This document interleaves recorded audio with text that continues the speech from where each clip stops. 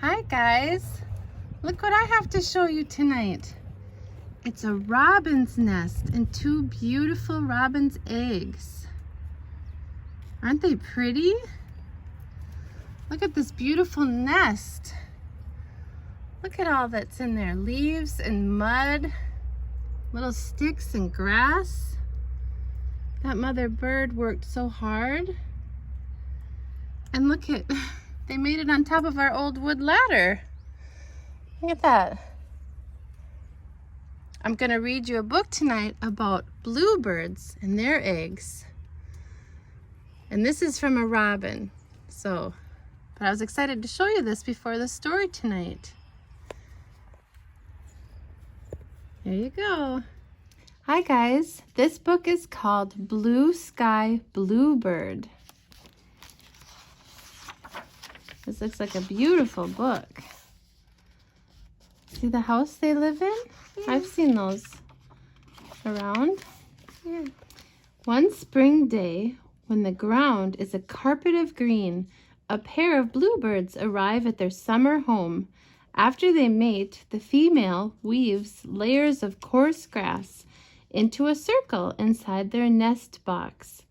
Then she presses her body into the middle to make a cup. An egg forms inside her body as she works. Just before it is laid, the egg turns as blue as a summer sky. Each morning at dawn, the female lays a new egg until there are 4 in her clutch. She stays on her nest for the next 2 weeks, leaving only for short trips to get water and stretch her wings. Nestled under the female's warm belly, tiny chicks begin to grow inside the egg. Here's a peek inside an egg. This is what it looks like inside. The egg starts when a yolk sac forms inside the mother's body. The embryo or developing chick first appears as a small white bump on the yolk. The yolk is wrapped in egg white and finally a shell is formed. Once the egg is laid, the yolk feeds the growing embryo through a web of blood vessels. After 5 days, the embryo begins to look like a little bird. It has eyes and a beak, stubby wings, and long toes. And after 14 days, the egg is a tight fit. The chick pokes its beak into a small chamber of air at one end of the egg and breathes for the first time. Now it is ready to hatch. Early one morning at the end of May, 3 bluebird chicks break out of their shells. The 4th egg is silent. The mother bluebird leans close to listen. Tap, tap, pip, peep. A chick is hard at work inside. He pecks a line of holes around the top of his shell with a special egg tooth at the tip of his beak. Then he stretches out and pushes his shell open. Naked and helpless, the last baby bluebird flops into the nest. Now he is called a nestling. Soon his egg tooth drops off and tufts of gray fuzz appear on his neck or on his head and back. In a few hours, he lifts his wobbly head and joins his sisters as they beg for food. 10 days later, the mother and father birds rush food to their young every few minutes from sunup to sundown. Plump caterpillars, leggy spiders, and crunchy grasshoppers disappear in seconds down the chicks' gaping gullets. Between feedings, the nestlings flap their newly feathered wings or nap in a heap for extra warmth. Sometimes the females use their little brother as a step stool to get a better view. Look, he's trying to see out the little window. Yeah. When the nestlings are 19 days old, they take turns peeking out of the entrance hole. They are fully grown now, and the nest is crowded. The mother and father bring in less food. Instead, they dangle insects from their beaks to lure the chicks out of the nest. The oldest chick takes the bait first. She hurries to the entrance hole, flops forward, and out she goes into the world. 20 minutes later, the other two females hop out, one after the other. The last chick, the little male with blue wings, refuses to leave. His mother pokes her head in and tries to coax him out with a shiny cricket. His father brings him a fat beetle grub. The chick doesn't budge. Hungry and shivering, the bluebird ruffles his feathers like a blanket and sleeps the long night alone in the nest box. When morning comes, the steady thrum of insects fades away. The bluebird hears his parents sing outside. He scrambles to the opening and leans forward. Farther, farther, he's out! Wings flapping wildly, the bluebird launches into the air. He's a fledgling at last. The gloomy darkness of the nest box is replaced with sunlight in the bright summer day sky. The bluebird's father swoops in and leads him to the top rail of a fence that surrounds a pasture where grazing horses have kept the grass short. It's a perfect place to teach young birds to hunt their own food.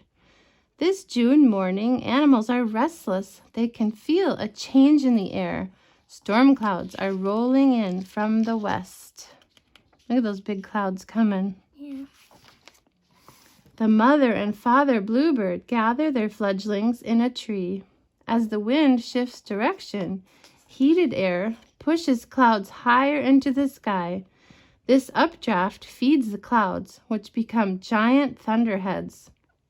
By late afternoon, raindrops splatter down. The parent bluebirds warble softly to reassure their young. Raindrops become a pelting downpour as a storm erupts. Suddenly, a blinding flash of light streaks across the sky. Kaboom! A crack of thunder rattles the ground. The bluebirds scatter like leaves in the wind. Then, as quickly as it started, the storm is over. Sunlight streams through breaks in the clouds. The last heavy raindrops splash to the ground.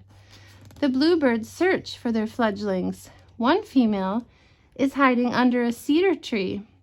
Another ducked into a shrub. Another found a tree hole.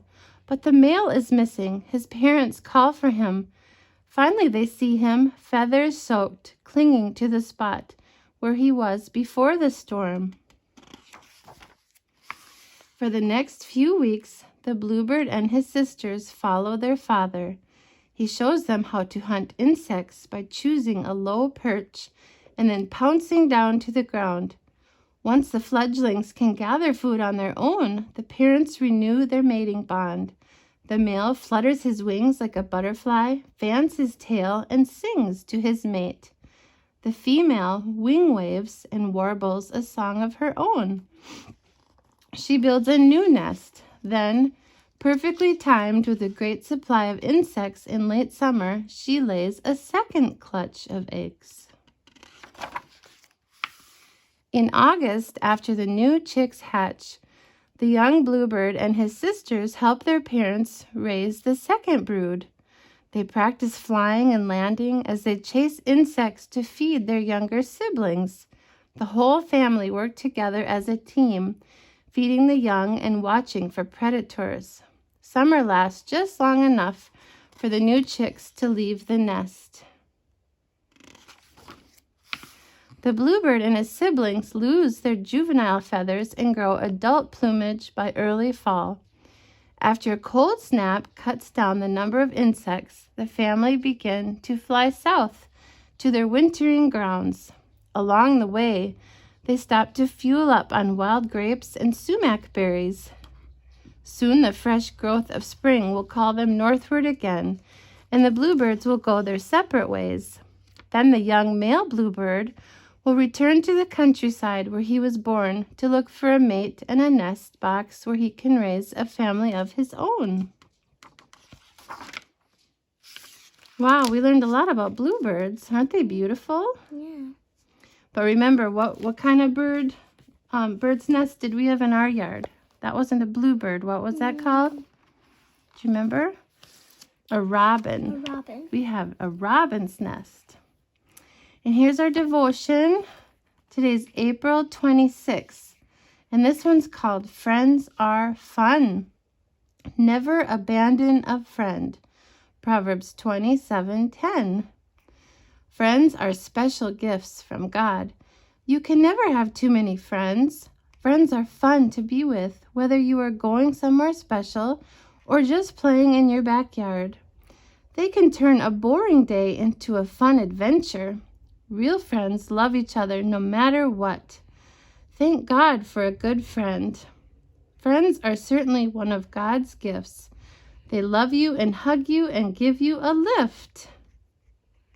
You can find friends at the park and at Sunday school. Yeah.